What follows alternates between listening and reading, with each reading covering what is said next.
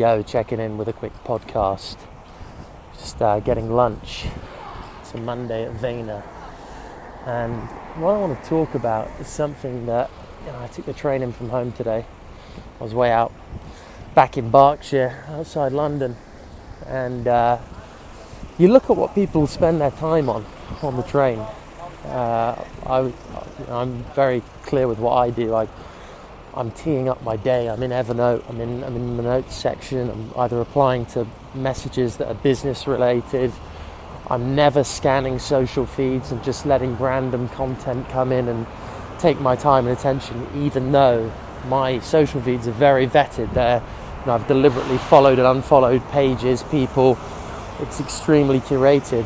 But even then, stuff gets in there because the algorithms, I can't control that to the extent I want to, I run the risk of losing.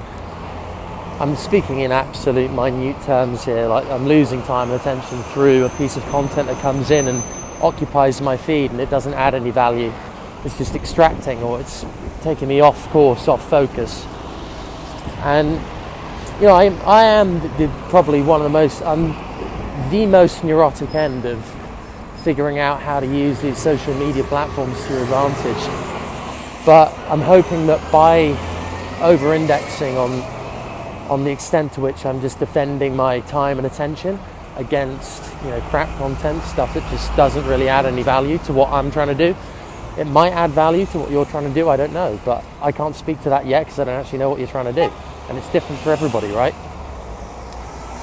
But what I am going to do is I'm going to show you guys, and I want to make sure I'm opening this up as much as possible, exactly how I'm using all these networks, because it's an untapped area that there is no best practice about how individuals are using these networks, and I think there needs to be, because it's contextual, but there are some basic principles and practices you can use to actually get the most value out of them.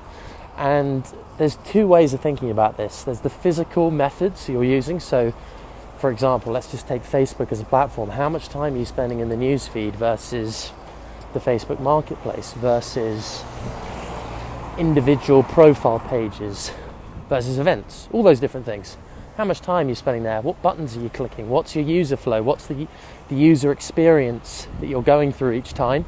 And how can you adapt your behavior, your physical behavior, to impact the experience that you have, to make it a more positive one and a one that returns more ROI on your time and on your attention? Because honestly, I just don't think people understand it yet. Is the way you use your smartphone is going to dictate so much in your life. And this is all new. That's why people aren't really taking it that seriously. But people are going to see in 20, 30 years, especially people of my generation, the people who are, aged, I'd say 20 to 30 right now, in 2018, you're going to see it pan out. The people who have learned how to use the smartphone properly and to their advantage are going to be crushing it in the next 20 to 30 years, both outwardly and the inner mental side of them as well. And the second piece is probably the piece that's the toughest to unpick. It's the psychological piece. What are you thinking when you're looking at this content, when you're going through your feeds? What's the knock-on effect on how the content you're digesting actually impacts your mood throughout the day, the actions that you take, and then on a macro level, how's that impacting your life long term? What's happening there? I'm going to really unpack how I'm thinking about different genres of posts, different genres of content, and how I'm vetting against the ones that I think are the best investments versus the ones I think are not very good and aren't going to put you in a good spot in the short or the long term. Again, seeing it like a marketplace. It's you're buying and selling here. Make no mistake.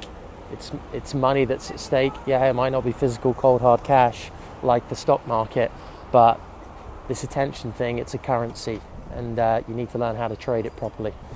So I'm going to check out, and I'll be checking in once again very soon.